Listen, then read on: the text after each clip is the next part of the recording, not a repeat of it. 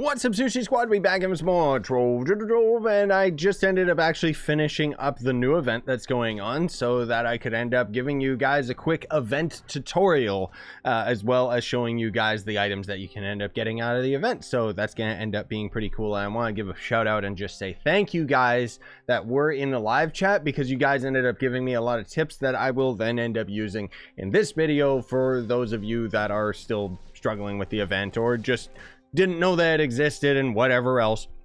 So I'll have the video or the stream that I ended up completing the entire event. That's probably going to go up in a day or two, because today's going to be the event guide.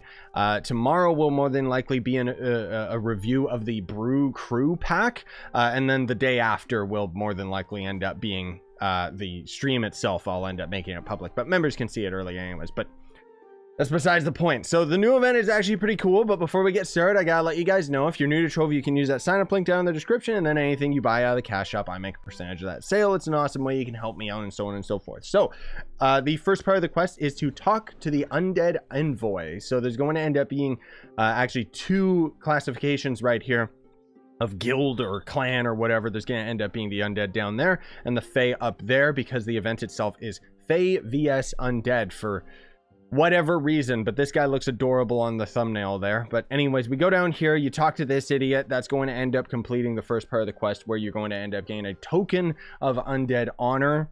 The next part of the quest is going to have you defeat enemies in the Cursed Vale tombs.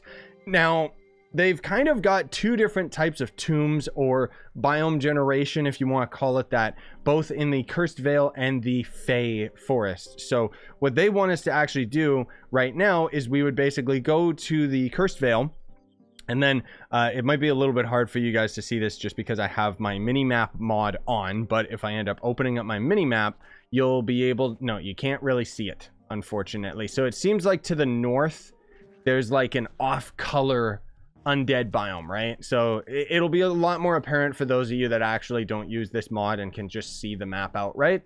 But basically what you're looking for is a discoloration of the Undead biome, or just generally it's going to be like a different shade. I don't know how that's going to end up helping if you're colorblind, but whatever. The point is, though, that the discoloration of the biome is going to end up pertaining to the event biome specifically, which you can kind of see it coming into distance right now.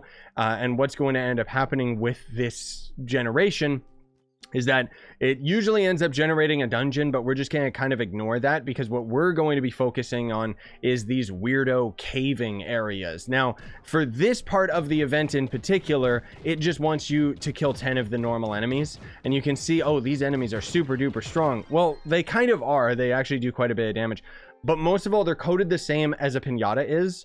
And a pinata basically can only take 1 damage per tick, which means that the most efficient way of actually farming this event would be being a character that has consistently, like, constant damage. So Draco, Draco, Tomb Raiser, stuff like that. Maybe Revenant with his #1 skill toggled on. The point is that you just want to have as rapid attack going on constantly. Shadowhunter would work with the class gem, because you're just gonna do 1 1 1 1 1 1 1 1 1, right? So it basically ends up making it more efficient. The more consistent you can end up doing damage. Draco would probably end up being your best bet if you could summon your babies, because they're going to end up doing 1 damage as well as you're doing 1 damage. So it adds up.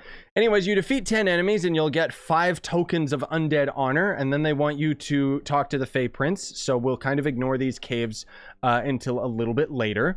The FAE Prince is just going to end up being back here in the hub on top of the mushrooms that I had mentioned previously, if the loading screen would ever work. Fun fact, Trove actually used to not have any loading screens, but the only reason that they actually have it in the game right now, you'll actually be loaded into the world almost instantaneously, and the loading screen is actually just hiding the chunk errors that you end up going into. I miss the old days of actually just loading into the chunk error and then just having to wait. It made it feel a lot faster paced. But anyway, this is going to end up being the FAE Prince. So you talk to him, and then you're going to end up getting another token, but this token is going to end up being a FAE token. So this is going to end up becoming relevant a little bit later in the video, where there is in fact FAE tokens as well as Undead tokens, and the enemies that we were defeating would end up dropping the appropriate tokens. So if we go to Cursed and start killing the FAEs that are in the cursed area, we'll end up getting undead tokens. Whereas if we go into the FAE forest and do the equivalent caves that are within there, you end up getting the FAE token. So just take the biome, and that's the token that you're farming for. And speaking of which, the next part of the event is to fight enemies within the FAE forest tombs. So this is quite literally going to end up being the exact same thing, where what we're basically doing is looking for, okay, I can see it to my left, or even just straight underneath me, but we're looking for a discolored FAE biome. So you can see it's kind of weird generation, but similar to the other area, because it's all about these cave systems. You know, again, this quest part of the event just wants us to end up fighting the enemies specifically, so you defeat 10 of them, and then you'll end up getting some of the FAE tokens as well. And then the next part of the quest, like, we're going to be spending a lot of time, hours upon hours, in these caves, but we're not getting into that just yet, because the next part of the quest wants us to actually defeat 5 invaders, which, fun fact, and I knew about this years ago, but you guys ended up actually reminding me when I was streaming the event, and I'm really grateful for that, that if you want to actually like kill invaders, normally you gotta wait like 8 minutes for an invader to end up just popping down out into the open world, and even then that would just be like one invader, rather than the fact that this event wants you to actually kill 5 of them. The invaders are just a unanimous thing in Trove. They've always been there. But it turns out that the Everdark dungeons, every single enemy that ends up getting summoned through these chests, like all of these dudes, all these enemies, they actually all count as invaders. So you could just come to the Everdark, activate one of these cursed skulls, and just start killing all of the enemies, and that'll end up getting you the next part of the quest done, which is pretty cool that you can end up doing it very conveniently, right? And then you get 5,000 flux, which is garbage, but whatever. And then it wants you to fight FAE bosses in the Cursed Veil Tomes. So once again, we're heading right back to here. Thankfully, I got a little bit luckier with my generation that the biome is just right on top of us. And now we actually will start going into all of the caves and stuff like that, if the biome would actually stop doing chunk errors. And the caves are super duper annoying and weird. And generally speaking, like I said, you're going to want to have a class that actually has some constant damage. Also, I still don't understand how these enemies hit me so hard when we're in like a starting area in the game. Maybe they scale their damage based off of the class that we have selected. I don't know. But the dungeon itself is quite literally going to generate on a vertical surface. So if I bomb my way straight up, I will actually find another one of these cube rooms. Just like if we end up going over here, there's a bunch more enemies, and then I could bomb straight down, and chances are I would end up finding another of the cube room. It's basically just all of the rooms stacked on top of each other, and you're just going deeper and deeper and deeper. And I mean, it's not like awful. It's kind of interesting, but it's not super duper exciting, just because most of the room generation looks a little bit weird. But basically what we're doing is we are searching for a big boy enemy. I don't know how long it's going to end up taking me to find one right now, so I guess I'll try and I'll try and see if I can find one just to show you guys. There we go. Okay, geez, that took a long time. So yeah, these guys are just completely random. There's no rhyme or reason to where you can end up finding them. As you can see, they still only take 1 damage per tick as well, so whatever. But anyways, they want you to end up fighting 4 of those bosses, and then you'll end up getting more of the undead tokens. And then the next part of the quest actually wants you to find buried treasure in the tomes. Or in the tombs. I keep saying tomes.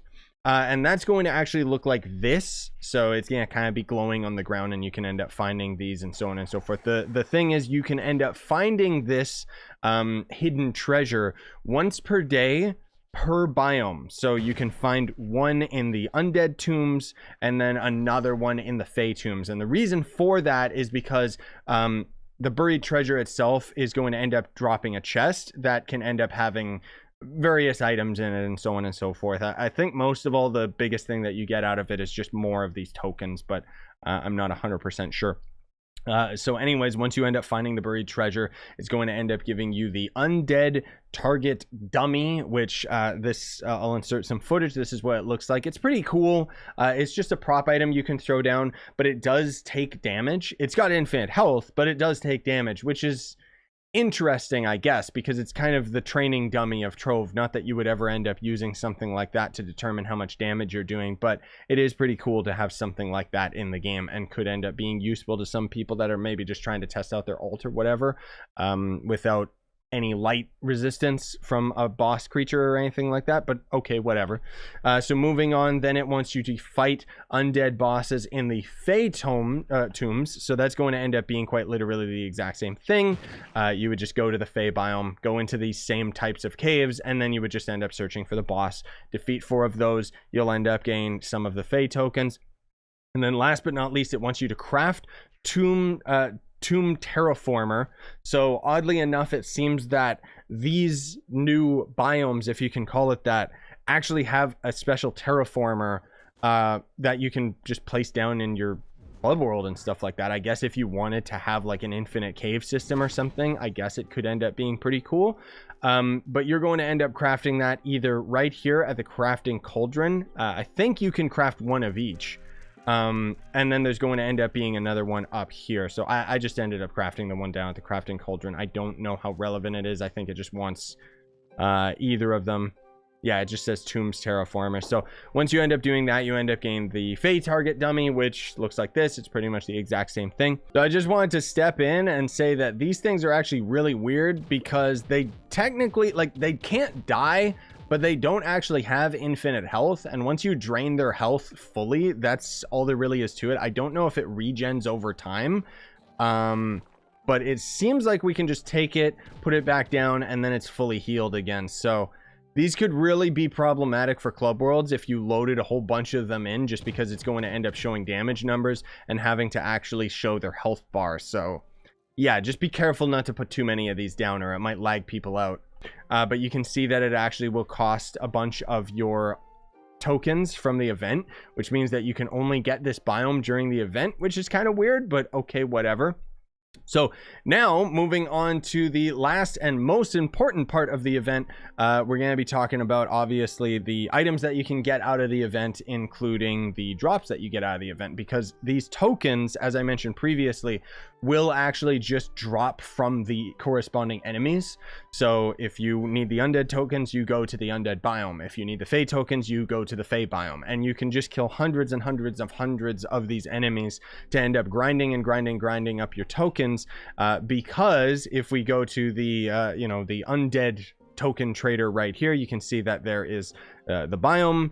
There's a banner which kind of looks cool, but it's a banner, so who cares. There's another FAE target dummy. There's also going to end up being this ally Chippy, which I'll show you guys what that looks like in a second. Let me actually see, because these are actually tradable, which is kind of cool. And I had heard that apparently these can be randomly dropped from the enemies as well. So as far as I know, Chippy is going to be an ally that drops exclusively from the undead biome, I would assume. And then there's going to end up being a corresponding FAE ally that can end up dropping. So, okay, cool. Or you could just end up buying it yourself, which has minus 10% incoming damage, physical damage, and blah, blah, blah. It's going to be this creepy little thing down here. So for some reason, it's a skull that has like chicken legs. Okay, whatever. The interesting thing, though, is that it's tradable. So you could end up like grinding the heck out of it, and I guess the one that you end up crafting could end up being tradable, as well as the ones that drop. See, here's the thing, I don't know if 100% they end up dropping. I've heard from some of you guys that they did, or that they must, but I don't know how many of you during my stream were necessarily talking from experience, and that's usually what I like to rely on. But anyways, it doesn't matter. The next thing moving on is going to end up being the costume. These I don't think are actually tradable. I could be wrong about that, but there's going to end up being a knight costume for 500 tokens, which is going to end up looking like this. Thank you for, I'm glad Multi was able to actually show me this, because it's going to take me a little bit longer than necessary in order to end up getting one of these bad boys. It doesn't really change the VFX too much or anything on the knight. And then there's going to end up being a tombs decoration treasure box, which contains decoration objects from FAE vs Undead event. So as you saw in the caves, there was like some cool mushrooms and whatever else. And then there's the tomb digger, which is kind of weird, because this is actually going to end up being a super duper expensive item that is going to cost you 1,000 of each token. This is actually tradable, which is kind of cool, but as you can see is ridiculously expensive. But the things that I end up doing for you guys, here you go, just because I was gonna honestly wait before I ended up crafting this stupid thing myself, but the fact is that I wanted to have it on video so that you guys could actually see what it is. And I mean, it's, you know, it's kind of cool, but it's kind of one of these stupid, like, the Trove devs seem to do this a lot with these events where it's kind of a versus theme, and because of it, half of the mount is FAE themed and eroded, while the other half is like skeleton and undead, which I personally would prefer that there was just two different mounts that were basically the exact same, but at least all one theme, instead of trying to mix one and the other. I mean, I know it's dark right now, so it's a little difficult to tell, but whatever. It's a driving vehicle. Okay, cool, whatever. Is it worth 2 mil? No, but I mean, you can end up getting a lot of money out of it just because of the fact that this thing is so freaking expensive. So maybe I'll end up trying to grind enough tokens to get this thing so that I could end up selling one, or I can end up getting it as a rare drop. Apparently, you can get it as a rare drop from either of the biomes. And then moving on to the FAE up here, so this is going to end up being basically the exact same thing, but it's going to end up being for the FAE token. So you go to the FAE biome in order to end up getting the FAE tokens, and you can craft the terraformer for that, a different type of banner, the undead target dummy, and a new ally, which I mean, whatever. He's got 8 jump and 10 movement speed, and it's going to end up being this little guy right here, which, I mean, yeah, sure, it looks kind of adorable, I guess. I don't think anybody's ever going to end up using it past the event, but once again, it is going to be a tradable thing. And then there's going to end up being a costume for the FAE Trickster. Once again, shoutouts to Multi. So this is what the costume is going to end up looking like. It ends up borrowing the video effects from the FAE Owl costume, which is, I think everybody can agree, has some of the most beautiful video effects in the game. So it's kind of no-brainer that they keep reusing it for almost all of the new FAE costumes to try and make it look more epic than it is. And then there's going to end up being the decoration treasure box. Again, this is just unanimous, but you can just craft it for different tokens. And then there's going to be the Tomb Digger once again, which the weird thing is that the Tomb Digger says it literally drives over and crushes stuff flat, blah, blah, blah. The power of the FAE and Undead combined, Tomb Digger crushes the competition. Literally, it drives over it and crushes it flat. So I'm pretty confident that that is just like, that's just some dumb lore thing, right? Which is weird because, frankly speaking, this thing should work like a bulldozer does and allow you to just pave your way through the biome or something. Like, I think that would be pretty cool if you could actually use it to dig in the tombs, right? Like, that would be kind of neat. Let's just try it out, even though I know it's not going to end up working or doing anything. Nope, of course. Why would I think that it would? Either way, that's gonna do it for today. I think that pretty much covers everything. So thank you so much for watching, everybody. Really appreciate it. Smash like, sub for more, buy the merch you want, support the channel, and have yourselves a wonderful day.